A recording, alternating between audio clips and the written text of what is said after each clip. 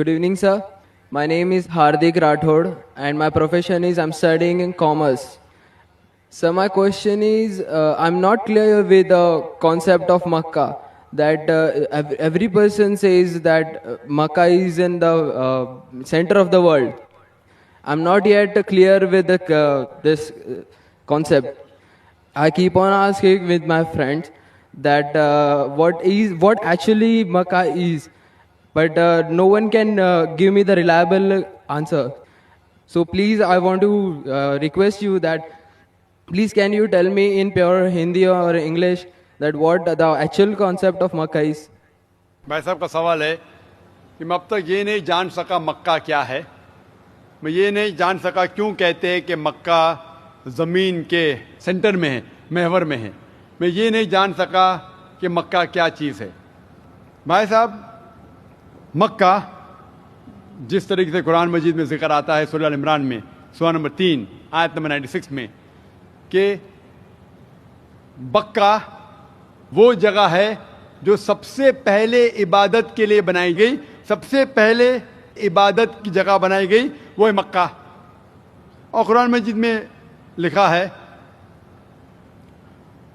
सूरह इसरा में चैप्टर नंबर 17 आयत नंबर 1 में कि इसके इर्द गिर्द अमन है और मक्का को कहा गया है दारुल अमन। और जहाँ तक के सेंटर का सवाल है, आप जब वर्ल्ड मैप देखेंगे, आप स्कूल में पढ़े होंगे वर्ल्ड मैप आप खोलेंगे तो आप देखेंगे कि नॉर्थ पोल ऊपर है, साउथ पोल नीचे है, वेस्ट की तरफ है अमेरिका, ईस्ट की तरफ आप देखेंगे जापान, सऊदी अरेबिया जो है सेंटर में, और मक्का जो है, जो सिटी मक्का है वो डॉट आप देखेंगे ऊपर और नीचे भी सेंटर में, लेफ्ट एंड राइट में भी सेंटर में। तो इसीलिए वर्ल्ड मैप आप देखेंगे तो मक्का इज इन द सेंटर, मतलब महवर है। तो that is one of the meanings.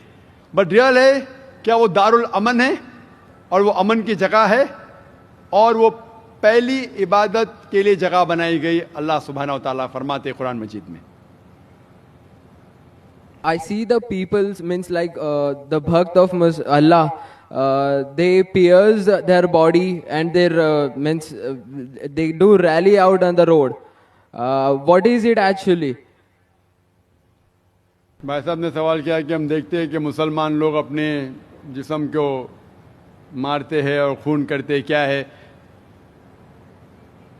Quran मजीद में कहा भी नहीं लिखा है कि मुसलमान शुड पियर्स द बॉडी। कुरान मजीद में कहा नहीं लिखा है कि अपने जिस्म को मारना चाहिए।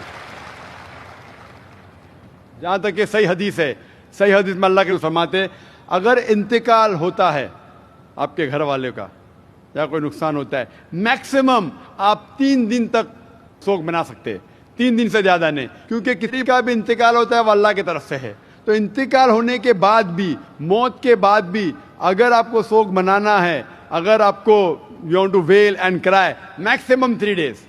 तो ये कुरान और हदीस के मुताबिक नहीं है और कोई भी करता है तो कुरान के खिलाफ करता है। Hope the answer the question.